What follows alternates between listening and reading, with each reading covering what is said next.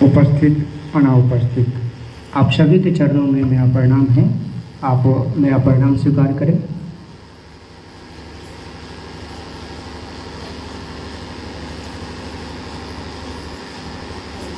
आप सभी के बीच आने का जो शुभ अवसर मिला, इसके लिए सबसे पहले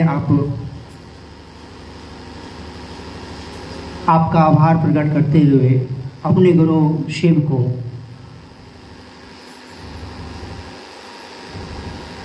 शुक्रिया का शब्द तो बहुत छोटा होता है कि उनकी असीम दया, अर्थात जिस दया की कोई सीमा नहीं है, ऐसी दया के या कह सकते हैं अहेतु की दया उस शिव की हुई जो सशरीर आप सभी के बीच उपस्थित हो पाए। और आप लोगों ने जो ये शुभ अवसर दिया, इसके लिए आप आभार के बड़भागी हैं। इन सभी में एक चीज को ध्यान देना होगा। आपने कई वक्ताओं का सुना है, सभी लोगों ने विश्व गुरु शिव की बात कही है और आपने सुना भी है और सुनाया भी है। उसमें सभी में कॉमन चीज क्या है, जो सब कुछ बराबर, जो अभी एक भजन आपने सुना है अभी, गुरुदेव तुम्हारे चरणों का पगधूल जो मिल जाए, और एक लाइन और था,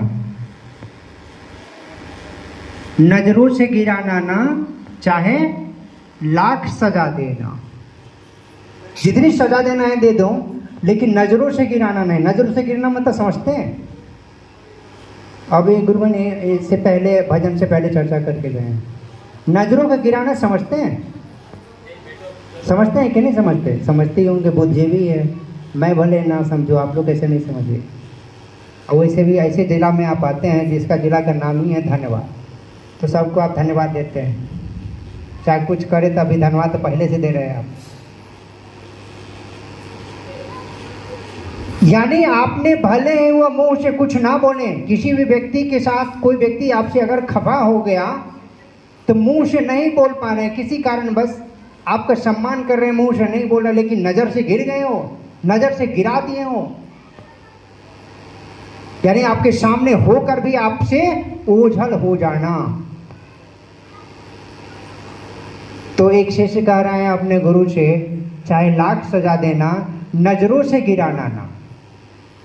जितनी सजा है सजा दे देना, लेकिन नजर में उठाए रखना महादेव।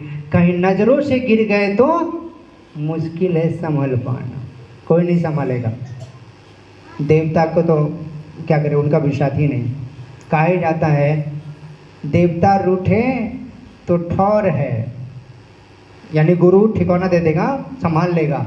गुरु रूठे तो ठौर नहीं, यानी गुरु अगर उठेंगे तो कोई ठिकाना नहीं, कोई संभालने वाला नहीं है, कोई नहीं उठा पाएगा।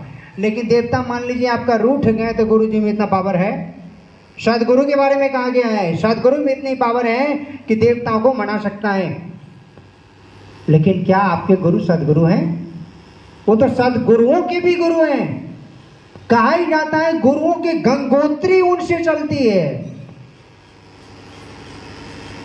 वह गुराधिपति हैं, अर्थात गुरुओं के मालिक हैं वो।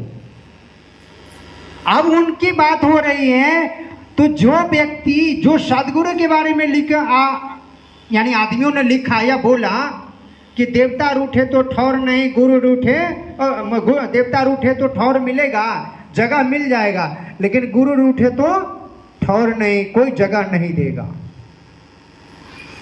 तो डर किससे होनी चाहिए, देवता से या गुरु से?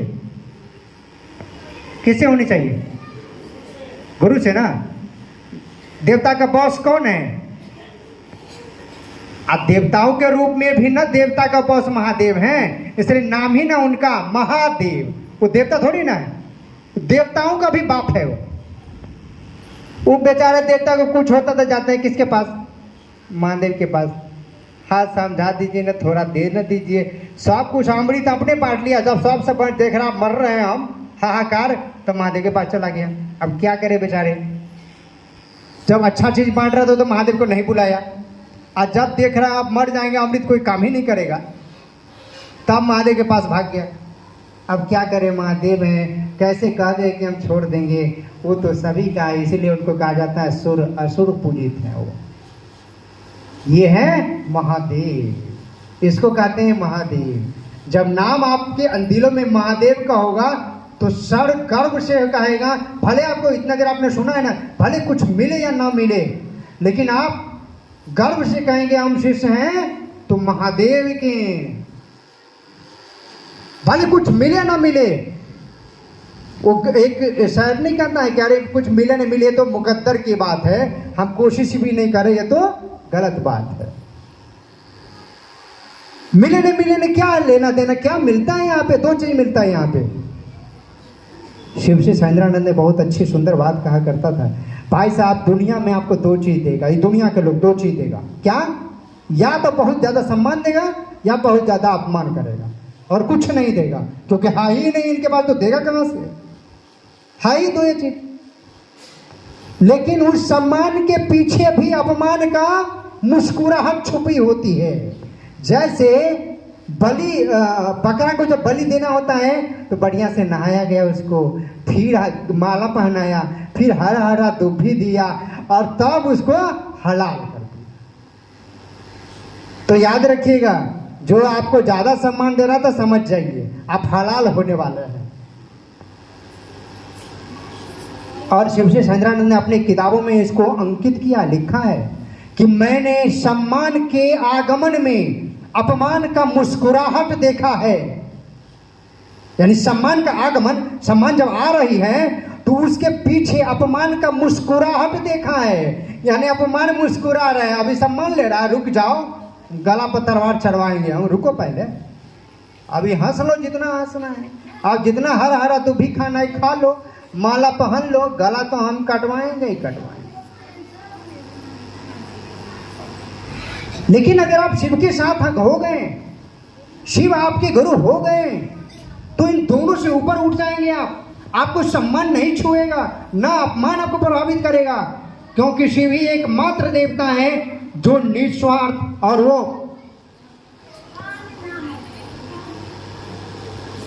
उस महादेव के बारे में कहा जाता है कि निष्पक्ष देवता है, पक्षपात नहीं करते, ना वो देवता के तरह पक्षपात करते हैं, पक्ष लेते हैं, और न ही दानव के। एक बार का देवासुर संग्राम हुआ था, आप लोगों ने कहानी सुना होगा। देवता लोगों ने कहा कि देवताओं को, राजा इंद्र चलिए ना मेरे तरफ से आप युद्ध कर लीजिए ना, देवता के महादेव है, मालिक है। करना ऐसा नहीं हो सकता, मेरा दानव थोड़ी मेरा तो दुश्मन है, वो भी मुझे पूजा करता है, तुम भी करते हो, मैं नहीं ले रहा करूँगा, मेरा बेटा के ले जाओ। तो उनका बेटा सेनापति बना है। महादेव का मैं न्यूट्रल हूँ, मैं किसी के पक्ष नहीं रह सकता। तो उस महादेव को हमने गुरु बनाया है। और आज आप लोग एक विषय, आप मीटिंग जैसे प्राप्त सूचना के आधार पर आप लोग बैठते हैं मासिक में, आप लोग क्या करते हैं, मैंने तो पहले कभी देखा नहीं, अभी सुनने को मिला है, आप लोगों को कुछ सुना। एक बात याद रखिएगा, मासिक हो, साप्ताहिक हो, वार्षिक हो, दैनिक हो, कुछ भी हो, आप शिव चर्चा कुछ भी करिए, मीटिंग करिए, संगोष्ठी करिए, उद्देश्य मत भूलिएगा। उद्देश्य भूल गए तो कुछ भी कर लीजिए, कोई फायदा नहीं होगा। उद्देश्य क्या है? विश्व गुरु शिव विश्व के लोगों के दिल में धड़कन की तरह, जैसे हार्ट बीट आपके अंदर चलता है ना, कैसे करता है, भुक भुक भुक धड़कता है ना, धड़कता कि नहीं धड़कता, वैसे उनके दिलों में शिव धड़के, वैसे लगनी चाहिए उनको शिव के लिए है। वो शिव के लिए सोता है, शिव के लिए जगता है, शिव के लिए हंसता है, शिव के लिए रोता है। कैसे, किसके जैसे? उदाहरण देंगे ना, किसके जैसे? शिव से हरिंद्रानंद की तरह, बाकी किसी के जैसे। बाकी सब हरे ना तो है, बाकी किसी की भी साथ नहीं है यहाँ पे जो आपको उस महागुरु महादेव से जोड़ सके। एक शिव से हरिंद्रानंद एक ही है, उसको कोई दूजा नास्तिक। एक हम वो तो कहते नहीं कौन दूजा नास्तिक, एक ही थे, एक शिव से थे, जिनके दिल में ये था कि लोग शिव का आदमी बने, लोग मेरा चमचा नहीं बने, किसका हो, शिव का आदमी बने, शिव का चमचा बने। वो कहते थे मैं भी एक शिव का चमचा हूँ भाईजान, आप भी शिव का चमचा बन रहे ना, मैं भी ढूंढता हूँ कि कोई शिव का चमचा हो जाए। तो हमको आपको करना चाहिए।